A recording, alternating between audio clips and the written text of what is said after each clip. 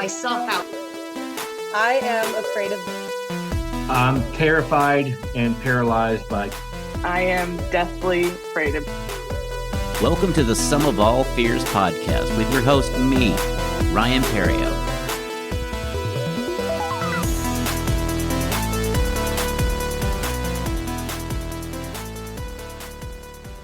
Hello, and welcome to the Sum of All Fears podcast.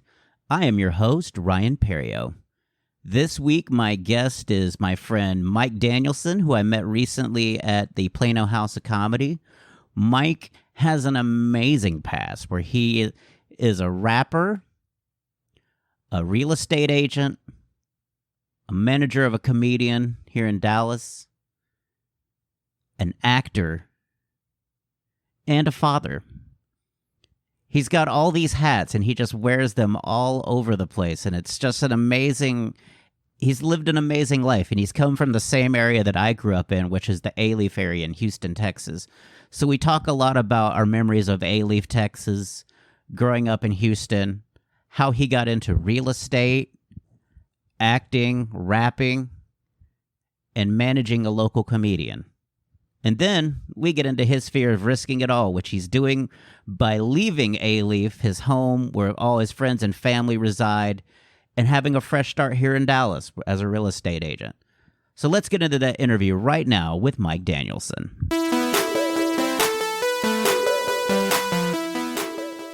My guest this week is rapper, realtor, and manager Mike Danielson. Mike, how you doing today? I'm doing great, Ryan. How are you doing? I am staying indoors because I went outside yesterday, and that is enough for me. I've never felt so dried out just going outside. Like the concrete just feels like it's taking every bit of moisture out of your body. It's not like Houston, huh? Oh, well, it can be both. It's hot, but I think it's more miserable in Houston because of just the humidity and the sweat that just comes along with the summer in Houston. Like, it's like you're never comfortable in Houston. Like, anything you're wearing, it's like immediately just soaked. Yeah. And what a lot of your listeners don't know is that we actually have a connection. We are both great stars of the A-Leaf Youth Association sports complex. Yeah. It's basically the creme de la creme of Houston athletics. Exactly. Yeah. Like, I believe Joseph Adai actually was there because he was from Sharpstown area. Oh, really? Oh, yeah. That's cool. Yeah, he grew up in Sharpstown, so I'm like, oh yeah, then he probably did AYA as well. I'm glad. I think we all did. We didn't have much else to do. Yeah. So when did you move here from Houston? I moved out here about 22 years ago. Okay. About 10 more years, or I came out in 91. So I moved out of Houston in the early 90s. I was in junior high, just going into high school. And so I moved out here to help my uncle out, who we had lost our patriarch of our family. And so we all kind of consolidated family life into one house in HEB area. Okay. Cool. Yeah, I moved down here. I was actually doing real estate in Houston. I worked for a real estate office as their assistant, and I kind of pulled all the forms, did all that kind of stuff, and I started going to school for it out there. And then my girlfriend at the time got pregnant, which I don't know if you have any kids, but that kind of throws a monkey wrench into plans sometimes. And my brother was starting a printing company out here. So he told me, like, hey, do you want to come in on this printing company? I had money at the time. And I was like, yeah, because real estate was not, like a guaranteed check. It's all commission based. So I was like, do I really want to start a family and not know? And kind of as to what you were saying, this episode's about fear of risk, right? Mm-hmm. So I risked it all then. And I was like, let me try and see what I can do. Yeah. And you're risking it all right now with the smoke detector in the back. I am. I took the battery out, dude. We could have a fire and I wouldn't even know. But I mean, that chirp's going to keep going for me. Yeah. So you came out here for a fresh start with, I guess, more family than you had when you were in Houston area. Yeah. Do you miss anything about Houston? No, nothing at all. Okay. I sometimes do. Like, I miss some of the restaurants. Like, I used to go to Los Tios as one of my favorite things to do when I go back to Houston is I will hit Los Tios once every time I go back. There's a lot of good restaurants. We were in Rosenberg for a while too, and there's a ton of good Mexican restaurants out there. All my wife's family lives out there, which a lot of my friends are her family. So I miss them. But I mean, other than Houston as a city, I mean, I think Dallas has a lot more to offer. Yeah. I mean, entertainment wise. Yeah, Rosenberg, like I went to Rosenberg a few times for barbecue. I remember going out there for barbecue, like it was like barbecue joint. Like they had, you didn't even sit on chairs. We sat on bales of hay. Like they had square bales. It's like, and that was one of the barbecue places my grandfather loved. And so we would always go out there like one Sunday, like a month, we would just get in the car and get on Harwin, take a left and start kind of making our way back to Rosenberg. Yeah. Because it's just such a weird area at that time. Like, because I literally lived in right where everything ended for a while. So we were at the end of the earth at Bel Air and Highway 6.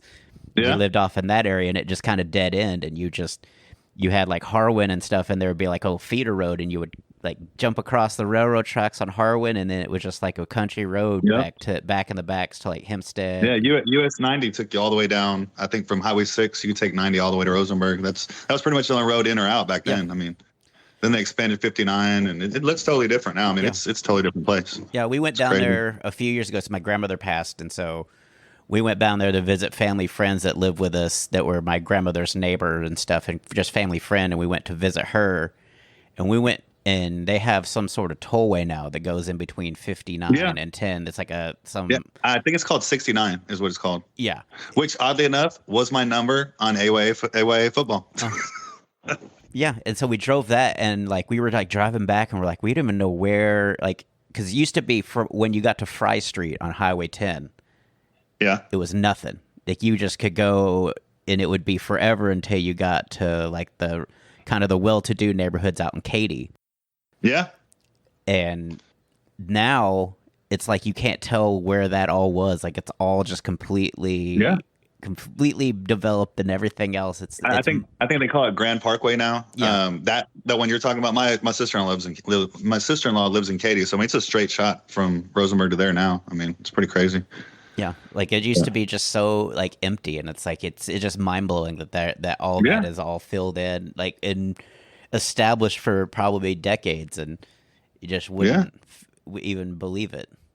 So were you out here when you were out here in the 90s? So you saw Frisco when Frisco was like, you know, bunch of farmlands. My brothers grew up there, and it's crazy to see the growth on that now. I mean, it's nuts, dude. Yeah. Because I was in my somewhat college, I like had to go through Frisco. Like I took 121 because I know where 121 was, so I just took 121 all the way up through McKinney, Louisville, and all that. And it just once you got on the other side of 75, it was just nothing.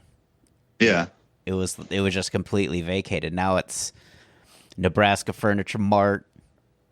And it's just mind blowing. It's like it makes you feel old because it's like it's like how long has it been this way? And you just like it makes you realize like how long it's been since you've been in that area even.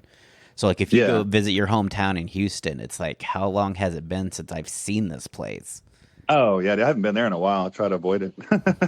Well, I do go back to Rosenberg and Needville quite a bit. Yeah, I mean I have family down there, so I will go to visit my dad who now lives off of 290. He lived right off of TC Jester and 610. So it was a really straight shot from 45 to 610. Yeah. But now he lives a little further out off 290 because he travels a lot, and he wanted to live in a neighborhood that had like one way in and one way out for kind of security reasons, you know, to say, hey, yeah, definitely. If you leave your house unattended for extended period of time, you don't want it to be gone. Yeah, or just you want to feel safe that there's only one way in, one way out. The neighbors and stuff. They're like head of the HOA now and do all that stuff. So mayor of the city. Yeah, they are amazing. Like they just are amazing people. They have parties and stuff. They do wine tastings. They're party people. Okay. And so but they also do a lot of traveling, and so they were always afraid of just living in the middle of a neighborhood. Somebody could break in at any point in time, and if you're in Italy, who's going to tell you? Yeah, exactly. And then what are you going to do? Like it's 3 days into your 10-day trip. By the way, your house is completely ransacked, gone. Yeah. So you So when did you start rapping? When did you like? I started rapping when I was a little kid. I mean, Okay. I always loved rap. I grew up in Houston, so I loved the Ghetto Boys. But Mhm. before that, I loved Fat Boys and LL Cool J, and I was really Beastie Boys. I mean, I was into all that. And as soon as I got a tape deck that had two, like the tape you could play and then the tape you could record, I Mhm. was recording raps about Bugs Bunny and stuff when I was like 8, 9 years old. Yeah. They weren't great. Hopefully they don't exist anywhere because I wouldn't want to hear them. I barely want to hear some of the stuff I did in Houston before I moved out here because it's also horrible. But yeah, I did that for forever. But I like professionally started doing it probably right about 98, 99, Okay. where I was actually in studios and stuff. And I did a lot of stuff with people in Houston. And then as soon as I moved out here, it just blew up. I thought surely I'm going to move to Dallas and never rap again because all the connections I had in Houston, Mhm. I don't have them here. Nobody here knows me. And at my printing company, I owned a printing company before. There was like 4 rap studios right behind me, and I was outside smoking. And these guys were smoking, trying to sell me a CD, and I'm like, "Dude, I rap. I mean, where do y'all rap at?" And I got down with them, and I mean that's where it took off like real big. I got with Slump Masters, which they had a couple songs in movies. If you ever watched You've Been Served, Yes. that breakdance, the final dance song on that movie Yeah. was somebody from my group. It was Slump Masters. That's So awesome. we had that, and then I had DDC, and we got Best Band in Dallas, like for the DFW Quick newspaper, and we were in Ozone magazine every month. So, but now I'm too old. I don't do it now. Okay. Now I do acting. That's one of the things you didn't mention. I do. I also do acting. I have 2 movies on Amazon Prime right now. Whoa. So, yeah. One's called Prepper. It's by Film Patterson, and then the other one is It's a Wonderful Plight by Vintage Rhodes, which that guy's actually a connection of mine through the music industry. He produces for The Game and Lecrae and all that. And he just got into movies, and so I had the connection through the music for that. You just are a master of connections. Like you have I am connections. You are the guy that gets things for everybody. You're the Morgan Freeman I in try. Shawshank Redemption. I'm the man that. Yeah, that's me. You need a shank? Let me know. I got you, Ryan. Okay.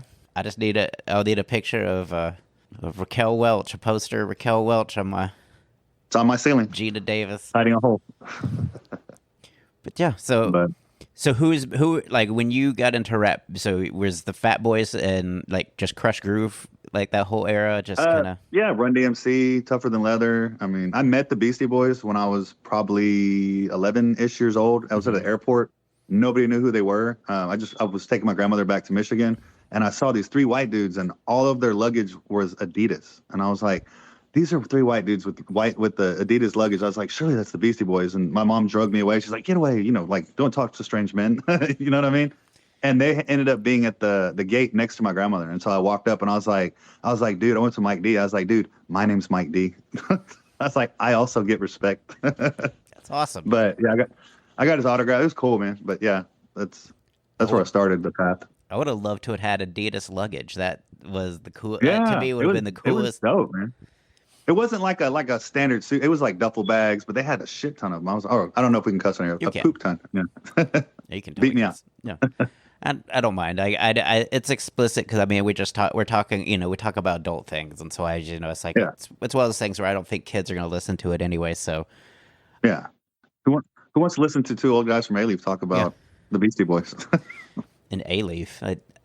It's so crazy to me because I just remember the fields like on Harwin Road and going there, then going to like Mr. Gaddy's or. Do you remember Pistol Pete's Pizza? I don't remember Pistol Pizza. I do remember Mr. Gaddy's, which was Okay.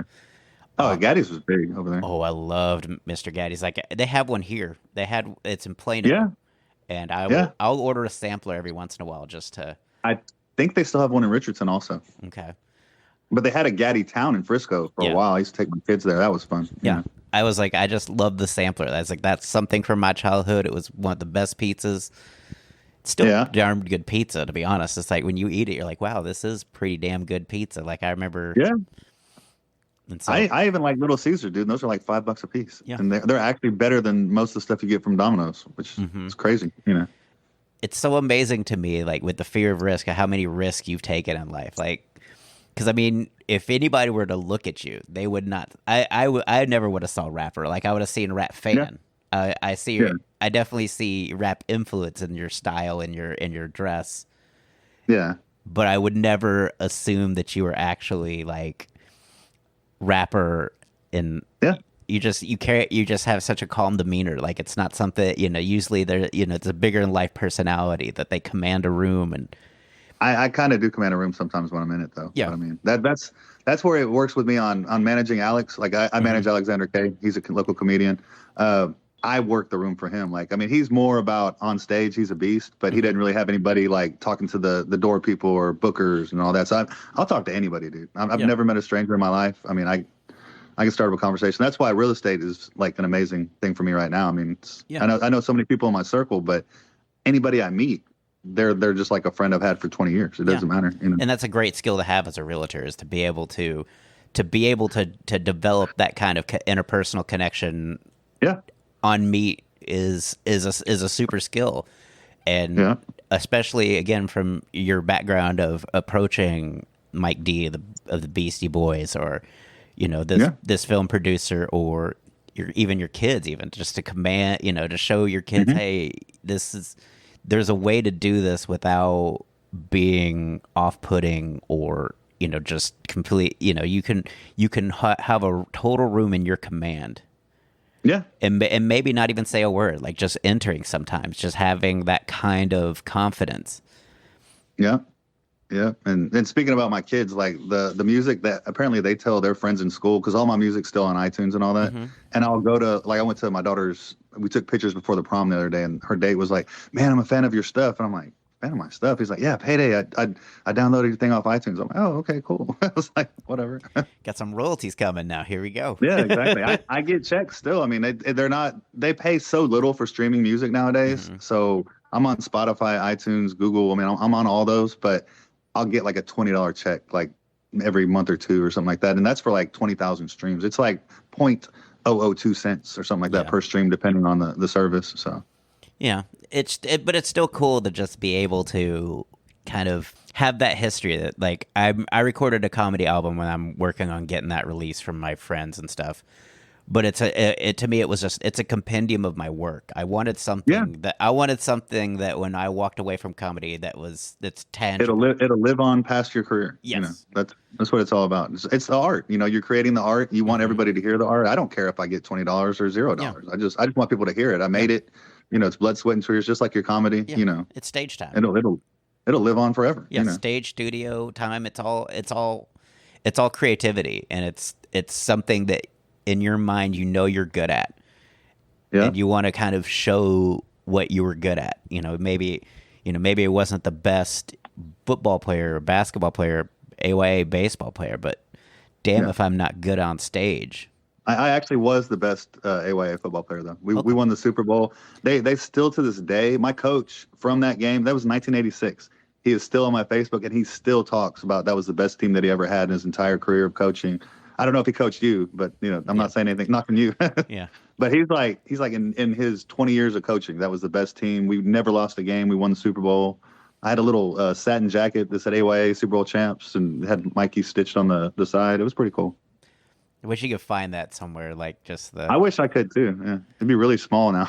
Like I remember the AYA jerseys, like when I played baseball, and that was one of the roughest things was playing summer league baseball in AYA, because we had real jerseys. Like it wasn't like these they were jerseys. stitched letters and everything, dude. It wasn't even stitched letters, painted numbers, and it was like you could feel like it burning into your back when you played. Yeah. They were painted. Yeah, it was one of the worst feelings in the world, just sitting on the bench and just having the sun cook your number into your bag. Exactly. And you're just having to sit there and take it, and then you would have Shasta or whatever sodas. Yeah. Parents brought, and then you would have pizza to. Like I still have some of the gold stars for my hats, like the little Clint. Remember when you were in baseball, we had those gold stars. I had all the little stars on my Mariners hat. I mean, I think there's a picture of me on there wearing the Mariners jersey with the hat, and I had the little stars on them. Yeah, I've got some of mine. Like I was on the Angels, the Royals, and I think then I was on the Astros in junior high. But it was. Oh man, you were on the Astros, home team. All right. Dude, that's still my team. Like I still have pictures of me going to the Astrodome and stuff, and like I have my old Astros jersey on when I was like 6. Did you ever get to go to Minute Maid Park when it opened? I did not go to Minute Maid Park because it already started. I've been around it. Like I went there a few months ago for a comedy show, and I walked around downtown. And ate. I went to the inaugural game, the very first game they ever had with the Astros, and I forget who they were playing, but it was pretty cool. Yeah, it looks like a cool stadium. Like I've been to the Rangers stadium, which I love baseball, so it's one of my. And so I'll go to the Rangers ballpark, and I'm like it's okay. Like I enjoy the indoorness of it and stuff, and that being 67 degrees. But I was like, that was always baseball for me because when you grew up in the Astrodome, it was always 70 degrees. It was great. Yeah. And so, yeah, it's like it kind of brings me back. Like I also lived in St. Louis for a little while, so I went to the old Busch Stadium in the 80s, which was really cool. To go to a night game there was super awesome. Just outdoors in the dark. Yeah. So is Mike D like the highlight in also recording your own album? But was meeting Mike D like the biggest rapper you met, or did you meet? Oh no, I started a Christian rap magazine back in 2007, and Bushwick Bill was like my favorite rapper of all time. The midget from Ghetto Boys. Yeah. And he lived in Alief. And Scarface also lived in Alief. Scarface lived across the street from me, but I met Bushwick a couple of times when I was a kid. I met Scarface when I was a kid. He lived in Family Tree Apartments on Boone Road. So I brought that up to him recently, and he was like, "Oh yeah, you do know me then." I was like, "Yeah, I was a little kid." He closed the door in my face. You did know me. Click. Yeah, but no, I've met a lot of like people, rap wise, just from being in the industry, like Bushwick Bill. I've met. I did a show with Little O from Screwed Up Click. There's a lot of people. Charlie Murphy was probably the highlight of like famous people I've met. Mm-hmm. I met Charlie Murphy at Addison Improv like a long time ago. That was a highlight. I love comedy too. I mean, so I've met him, Pauly Shore. Who else? I wanted to meet Andrew Dice Clay. When I was a kid, Andrew Dice Clay was my favorite comedian of all time. I could tell you every single one of those nursery rhymes he used to do from. I don't know are you familiar with Andrew Dice Clay? Oh yeah, like we did did all that when I was in like 5th and 6th grade because that was in the late 80s. Yeah, I never grew out of it though. I loved him forever. Yeah, he came through. He comes through every once in a while. He did. I caught his show at Hyenas in Plano when they still had that club. Okay, and it was pretty good. Also, where I saw Pauly Shore. So, how did you come across Alexander K? So, since you were talking about managing. Okay, so when I was telling you about before, when I got into the rap groups here in Dallas, I was in Slump Masters. Alexander K was in Slump Masters with me. He's a rapper, and he was actually our producer. He produces like really good beats and stuff like that. And then we broke off and started another group called DDC, which was Dirty Dialect Click. And it was me, him, our friend Classic, and Truck, and Dog Wonder. And so I've known him 20 years now. I mean, we did music together for a long time. But then when we got out of it, I started getting into acting. He started getting into videography. He does like he edits and shoots music videos for people, and he wanted to start getting into sketch comedy. And so he knew I was into acting. So me and him started a sketch comedy show called Payday Plays, and I'm Payday. So it was me playing different characters. I played everybody in it. Sometimes we'd get other people. And then I don't know how he got a wild hair up his butt, but he just decided, I want to do a stand-up comedy. And he just did it one day. He went to Hat Tricks and did an open mic and killed. There was it was probably 3 people in the crowd. I was 2 of the people, me and my wife. But I mean, he killed on stage. The other guy in the background was just destroyed. The other guy was Money Mike. I don't know if you know Money Mike. He was in the crowd. He was on that open mic also. I think I've heard of him. I don't. He's pretty funny, but so he did it that first time, and I was like, dude, he carried his rap stage presence into comedy, which that's the key when you're up there is the confidence and the stage presence. I would say that's some of it, but there's also you gotta he'll as he gets even more developed, he'll have even more vulnerability, and that's what it is to be able to be confident, but also open enough that people can resonate with you. And exactly. And it's like a pool, like when you're doing your pool cleaning, and you're trying to get the chlorine level right.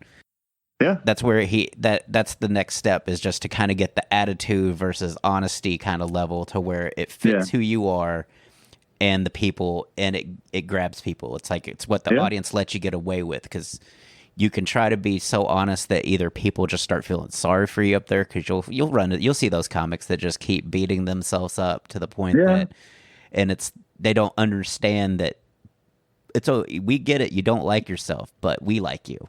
And it's, Yeah. I used to be that guy. I used to be the comic that would just keep beating myself up and just like, because that's all people did to me. People would always beat me up emotionally, physically. And I just assumed that's status quo. Yeah. And what happens is you realize that it's like people watching a boxing match with somebody that's never fought before versus like Mike Tyson. Yeah. The first few punches, like, ooh, and then it's like, it starts to get uncomfortable because you're still getting, just pasted left and right. And it's like people, it's like, ooh, and that's where people, you just have to learn a balance. It's like, and people will pull me aside as like, you may not like yourself, but we like you. And nobody wants to see you just basically just beat the snot out of yourself. Up. Yeah. And so, but you killed at that show at House of Comedy that I actually met you at. Thank you. You killed on that one. But yeah. But you had all that. I mean, yeah, it just takes time, and it's one of those things like he's good now, but I just imagine like once he finds that perfect level of attitude and honesty that just basically just sets him over the edge. It's like because it's just a struggle. You learn as long as he keeps going and learning every time he goes up, he'll only get better and better. And sometimes it'll feel like you're just struggling with nobody watching you. And so I imagine, like I said, to have somebody in your corner, even in that stages that's known you for 20 years that can, which I feel like if you saw something that you were like, hey man, that doesn't fit, or you could set him straight. I tell him on a daily basis. As soon as he gets off stage, I'm like, dude, we have like hour-long conversations about change up this, maybe don't act that way, or do this, or say something this way. And I've given him a couple, just like different jokes, like working them different ways and stuff. But yeah. I mean, I'm funny. I have a lot of respect for y'all. Like, T.I. recently got on stage and tried that, right? Didn't quite work out. I heard.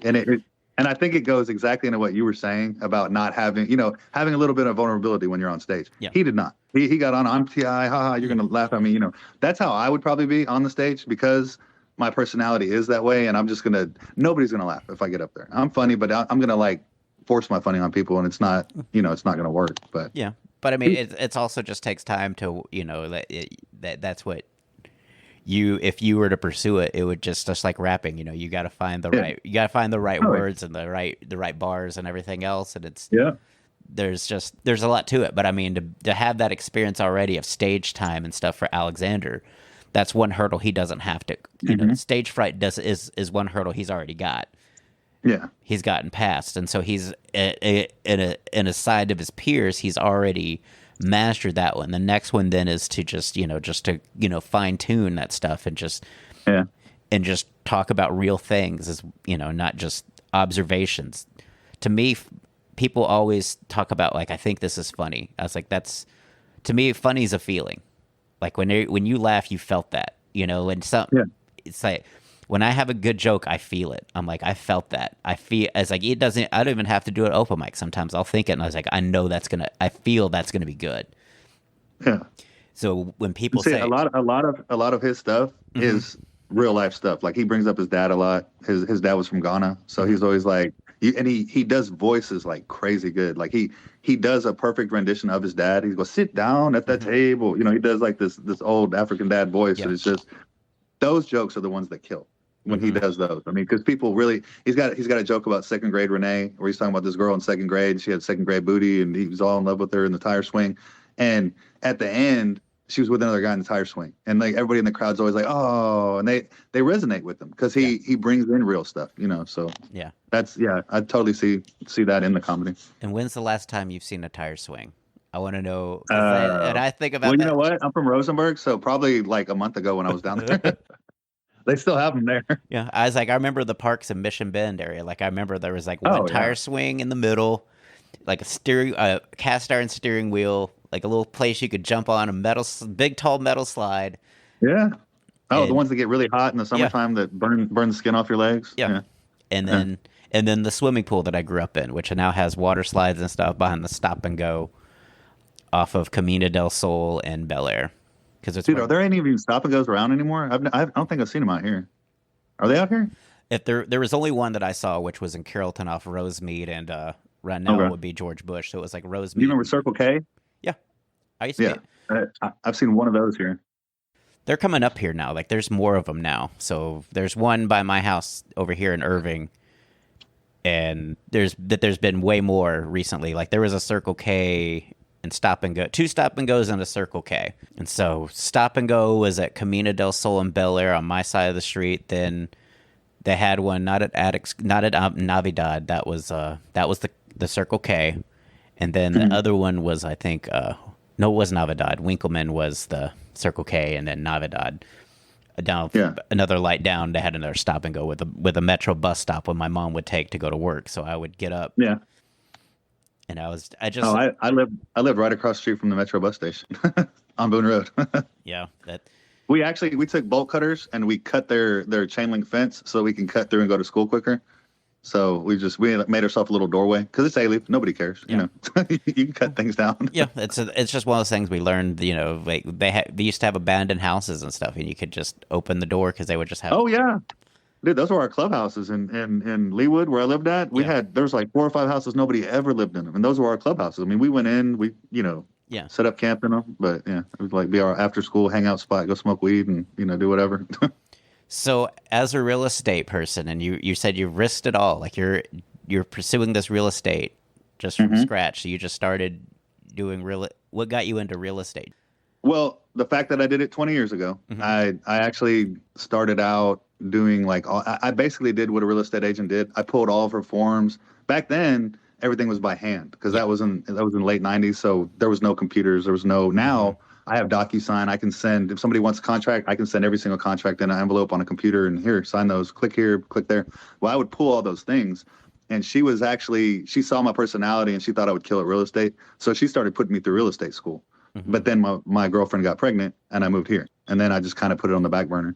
But for 21 years, I've done printing and it wasn't really as fulfilling a job as I expected it to be. Just, it wasn't something I loved. I didn't have a passion for it, But real estate, I still had a passion for it. Like I still, to this day, before I even got into real estate, I would go to model homes and just look at them because I like looking at the different design styles. And every time there's a house being built in my neighborhood, I go walk them, when they're in the framing stage, when they're in the next stage. I like to see 2x4s turn into a home, you know what I mean? Somewhere that people are going to build memories and stuff like that.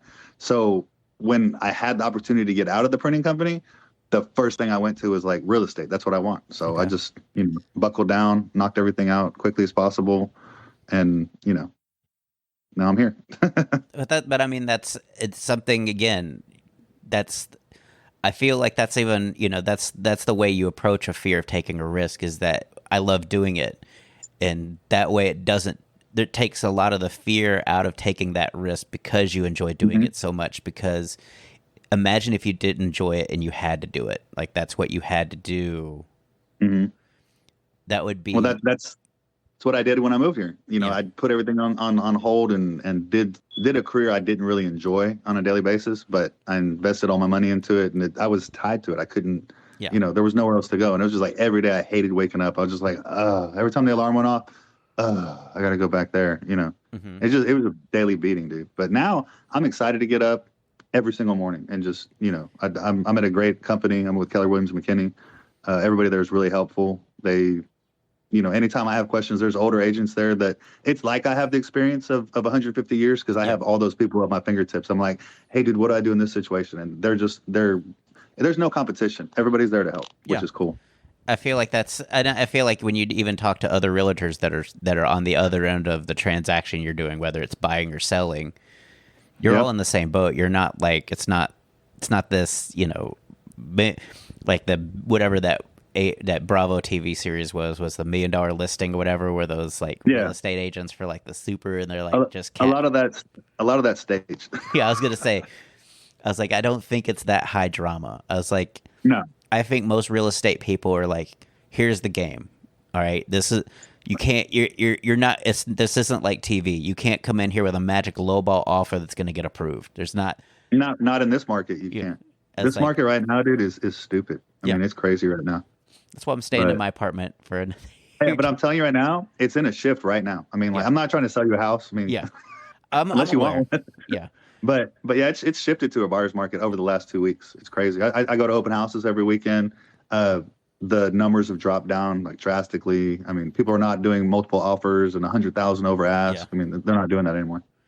So Yeah. it's mainly due to the interest rates going up and just a bunch of different Yeah, factors. people are not trying to invest in homes. They're trying to Yeah, now they're exactly. seeing the interest rate and they're realizing it's not an investment anymore. It's a Uh-huh. they have to actually stay in that house because I don't think they can flip it. When there was zero to no interest, then people are like, we can sell. Oh yeah, dude. And that's like now you're like, oh, we may be stuck with this for a while. Yeah. That changes your perspective because a lot of these HGTV shows and stuff that teach, oh yeah, you can just you just go in there and do some finishing touches and you can sell it for you got have so much startup capital for that because you have to the amount of money you have to get approved to buy that house. Yeah. You can't just be you got 3 houses that you're trying to flip, hard pass. We're not going to give you another loan that you're if you've already got 3. Yeah. I mean, a lot of times though, the way that they structure the loans on investment properties is totally different. I have a buddy, he has probably 30 properties. And I mean, he's always looking for new ones. I mean, so they keep letting him get them, but yeah, but they make it seem so easy on TV, and it's like I'm sure it's easy once you're in the swing of it and you know what you're doing and you're aware. But it's like if you're just trying to start, yeah, no way. The first one that when you have them, they kind of pay for themselves, because you got the mortgage on the one, you've got somebody in it. The rent is paying your mortgage. That's why I always talked about people. I'm like, please don't rent. I was like, because all you're doing is paying somebody else's mortgage. You know what I mean? You're paying their mortgage, you're paying their HOA fees, you're paying their insurance, whatever amount. Because I had a rental property in Princeton, and whatever I'm charging you is a lot more than I'm paying because I want money in my pocket too. So, but it's worth me to keep the house and the upkeep and taxes and everything else. Exactly. Yeah. But you're just such an amazing just communicator. Like you're effective, you're honest, you're real. You don't mince words. You're definitely a Houston resident because it's not a mince words. Like, dude, they can't see, they can't hear that, but I'll throw up the West for Ailey. Absolutely, like West Oaks Mall. Yeah. Supposedly that area's gone way downhill, and so I have not ventured back out to my old house to see what it looks like in that neighborhood. Over by there? Yeah. Oh, yeah, Mission Bend, it went down. That's what I've heard. It was like a lot of gang music and stuff when I was moving out. Like there was a lot of... Well, that's where DJ Screw, his house was. He lived in Mission Bend. Before DJ Screw had the shop on Cullen, which was over... You know who DJ Screw is, right? Before I start. Okay. So he had a house in Mission Bend before he had the store on Cullen, which is over in 3rd Ward, I think. Yeah, 3rd Ward. So everybody would go to his house in Mission Bend. And there's a movie out now that's kind of like a biopic on his story. And it shows when he had the house in Mission Bend. I used to go there every week and I go get tapes because that's the only place you could get them, And the cops thought he was dealing drugs because there would be a line of cars every single, I forget what day it was, like Friday or Tuesday. He released tapes on a certain day. And there would be lines of people down the street and they're all thinking he's selling drugs. So they busted in his house like 9 million times. So then he opened the shop because he's like, I'm tired of people breaking down my door. Yeah. But yeah, Mission Bend was like that back then. Yeah, had Fame City, all that stuff. And oh, dude, Fame City, that's my spot, dude. Waterworks. Yeah, I was there every summer, dude, the whole summer. Same. Did you ever see the spider web thing? Yeah, I've heard people died in it. I didn't die in it, but I've fallen through multiple floors because it's tiny and. That thing was such a death trap, dude. I mean, it's literally rubber, like bungee. I guess bungee's like you tie stuff down in your truck and just a whole bunch intertwined. And dude, it was crazy. But and it would get so hot in the summer too. I mean, you had kids galore. Like you're falling on other people in certain situations. Oh yeah, dude. Yeah, it's crazy. I remember that thing. I hated it. I did it one time and I was like, never again. Oh, I did it all the time, dude. But I don't know if it was true or if it was just an A-Leaf, fake story, but they were like, oh, these kids died, and then they kept it open. I was like, they would not have kept it open if kids died in it. They kept it open, but I think there was an accidental death of somebody that just tried to dove through it and just didn't catch any of the rubber, and so it was like a free fall because they just didn't do the right things. My dog's freaking out. That's okay. So it's either a fire alarm or my dog. Well, I need to go to a recording studio and do this. Well, yeah, that's the next step. So, Have you had do any of your people like listen? Do you play like your rap music while you're on real estate, like touring homes? Like, hey, did you know I was in Payday? It actually is a selling point. I mean, I had an agent. Hold on, let me go back to the beeping because the dog's louder than the beeping. I had an agent that gave me an open house. So, like, a lot of these agents are just offering me open houses because they see my personality and know I do well at them and stuff. And 2 days after I did the open house, he sends me a picture, and it's me with the Oilers jersey with a gold grill on. It was like my album cover. He's like, dude, he said, please tell me this is you, and also please tell me you still have that hat and jersey. And I said, I'll do you one better. And I used to have hand painted shirts with my face on it, like that was like the style back then. And I had a hand painted shirt done of me wearing the the Oilers hat and the jersey. And I was like, yeah, that's me. I said, you kind of regret giving me that open house now, right? And he's like, no, dude. He said, I feel all the more proud. I've got, Payday, giving open houses. Is that your real estate name too? Like Mike Payday Daniels? I'm not lying, dude. Like when I started team, it's going to be the Payday team 100%. Yeah. I don't know how professional that sounds, but it's been my name my whole entire life. But I mean, I think that's a great name for a real estate group, Yeah. like Payday Properties, Payday. Oh, dude. I now that you just said, I did not think Payday Properties. I'm going to use that. Yeah, go for it. I was like, it's just, that's such a great fucking selling point. Like that's what you want. As like, everybody gets the payday. Everybody gets a payday. Exactly. Yeah. Buyers, sellers, we want to facilitate you. We don't want to like not make this go through. That's what I think every real estate agent honestly wants is we're here to facilitate you. We're not here to stand in the way. We're just here to make sure, hey, here's how home buying works. It's not just this cut. It's not like you can buy a car or something where you can walk into a house dealership and exchange money. There's lucrative things that you need to. Well, a lot of what, like I provide all the contracts and stuff like that, but a lot of what my job is to negotiate the best deal. Like if you're buying a house, it's my job to get concessions and get you the best deal that you can on that house. And on the flip side, if I'm the selling agent, I want to get them the most money for their house, That's a lot of people don't understand that's our job too. I mean, we're in we don't hate the other agent, but I mean, we're in negotiations. Yeah. I mean, it's just, Yeah. And if you don't know what you're negotiating, then you're already losing the negotiation. Exactly. That's why you need these people because my dad's husband does real estate in Houston and stuff. And so oh, cool. And so he'll just be like, these people I've showed him their ninth house. He's like, I don't know what they, it's frustrating because it's like you get some people that just don't know what they want and they just keep looking. And it's like, dude, if you want to buy a house, we need to speed this up. It's shit or get off the pot. Yeah. One of the two. It's especially in this market. I was like, well, it's just how many houses can you look at before you decide? I was like, if you're taking this long just to even decide on what house, it's going to be gone before you can even. Oh yeah. If you're taking this long just to even decide on what houses you like. Yeah. And there's a lot of these people that are just window shoppers, dude. Yeah. And they want an agent to show them 9 houses every week for the next 2 years. And there's people actually like that. I did an open house the other day, and I asked the guy, like, how long have you been looking? He's like, oh, we've been looking about 9 months. I'm like, dude. I was like, dang. He's like, yeah, we haven't really found one that just spoke to us, is what they said. I was like, dang. It wasn't my client, but I was showing a house for somebody else. But it sounds like you're not listening. If it's taking you 9 months, then you're not listening. Exactly. You're not listening to what you want to actually make a decision because nothing's spurring you. And that's why, I've looked at houses and stuff, but I'm also like, let me just look at it from a long perspective and not just jump in just to have a property or something, right? Because there are things and it's just a challenging thing because I'm not home a lot, so it's one of those things where certain things on my criteria doesn't match what other people's criteria is, and you have to learn and be okay with it. And you want it to be a home. You don't want to just go get you a house. Yeah. You know what I mean? So I mean, you've had a house before?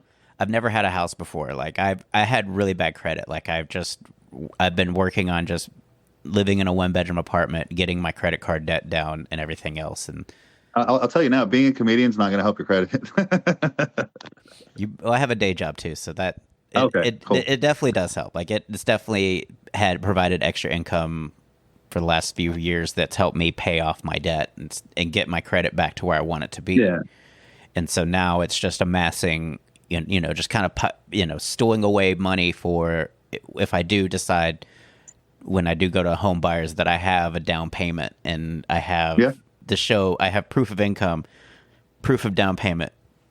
Because people don't realize that. And then also, if you're going to buy a freestanding house and not a condo, you got to have money stashed away for unexpected repairs, because you probably want, I think it's like a fourth of the house, or a fourth of your payment, fourth of your down payment put away for like plumbing or something like that. That may foundation. I mean, all kinds of things can go wrong with the house. Yeah, especially if you get an older house. Or even new, because now you're buying a house on land that may not have settled yet. They just, that's one of those fresh construction. It's nice to have new things, but I've owned two houses two houses that I've lived in. I have other houses like rental properties and stuff, but my first house was a new build. This one's a new build. And I mean, to me, there's a lot less that goes wrong with it. There's like nail pops and, things shifting like that. But on older houses, I just see way worse things, Yeah, it's just and they're under warranty when they're new, which is great. You know what I mean? So that's the best part about it. Yeah, and you have to look at door frames and things like that to just see, hey. Oh, yeah. So, Mike, I appreciate you doing this. No problem, dude. Been an awesome conversation. It didn't even feel like an interview. It felt like a conversation. Yeah, and that's how I always just try to do it. It's like your fear of risk, but I mean, you seem to have the confidence to be able to meet that fear head on and just completely, and like I said, the key to taking risk is to love what you're doing in that risk instead of doing something that you feel have to do. Yeah, you would that have to do, but you see the money side of it and you get tempted by how much it could possibly pay you versus if you actually enjoy doing it. Because there are certain things where if it's $1 million, I may just swallow, but at the same time, but if it's $50,000 a year doing what you love, or $100,000 a year doing something that will ultimately tear your soul apart. Yeah, and kill you early. Yeah, why take the extra $50,000 just for that? It doesn't seem, and people, it's just so many times you'll find people that will do that and then regret it, and then they don't see a way out or a way to do other things. I'm just blessed enough to be able to do a job that I enjoy and comedy in the same time, and so I have maximum vacation days at my job, and they're like, why don't you take time off? I'm like, well, I'm already doing what I love off the clock, so I've never felt like I needed a vacation because I would just clock out and go do what I love. The stage is your vacation. Yeah. Right. Yeah.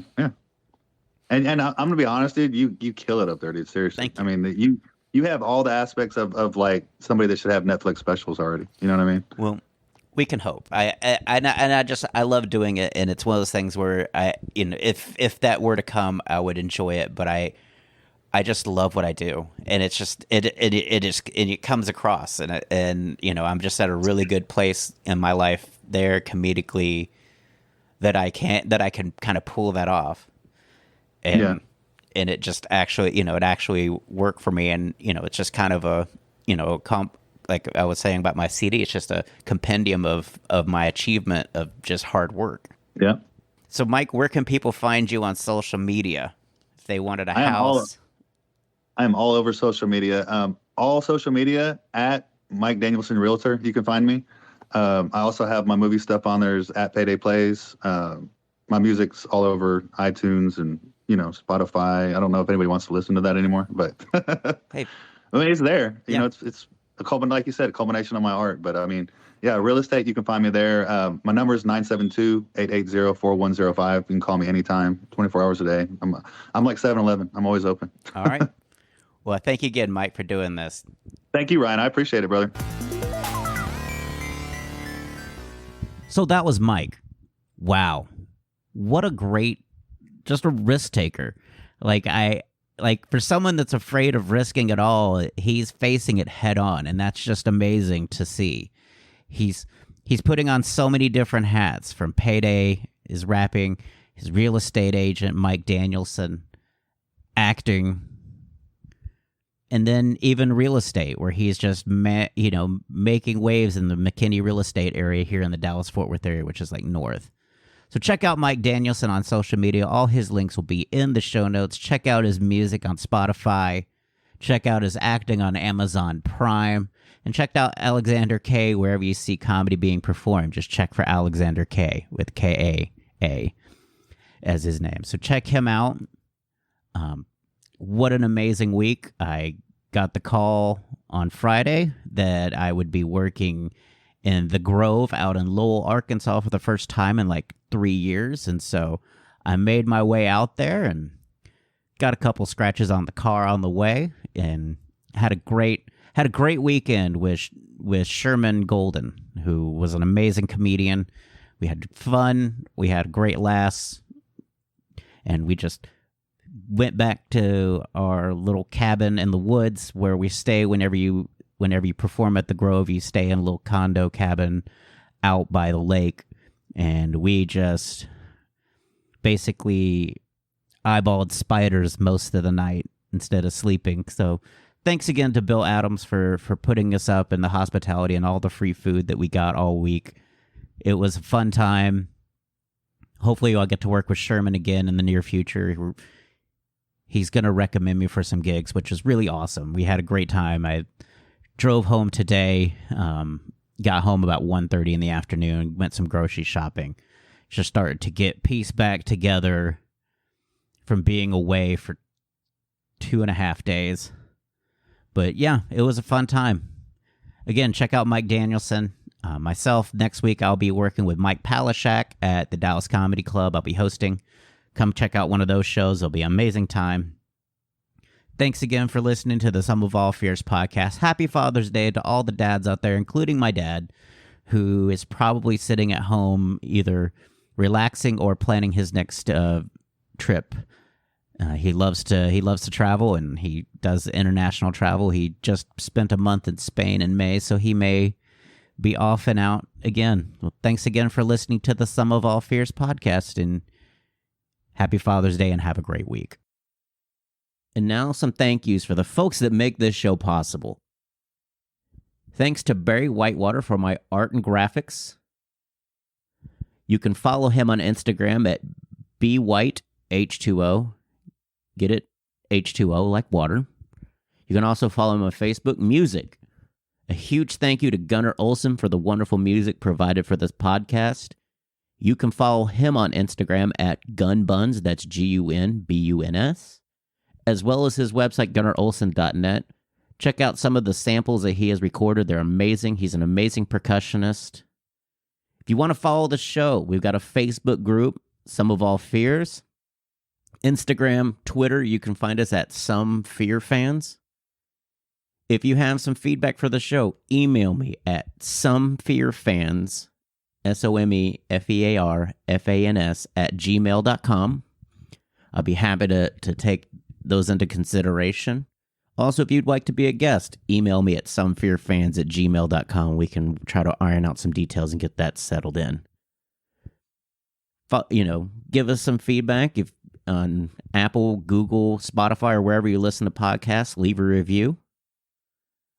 It makes the show bigger, and it's not going anywhere. I'm going to record as many shows as I possibly can. If you want to follow me on social media, I am at Ryan Perrio. It's RyanPerrio on all social media platforms. You can follow me there, and you can check me out at ryanperrio.com, my website. I'll try to list upcoming shows there as well. It's been kind of spotty because as soon as I set it up, that's when the pandemic happened, and everything's kind of just in a holding pattern. Thanks again for listening to the Sum of All Fears podcast. Next week, we'll have another guest with another fear. Thanks for listening.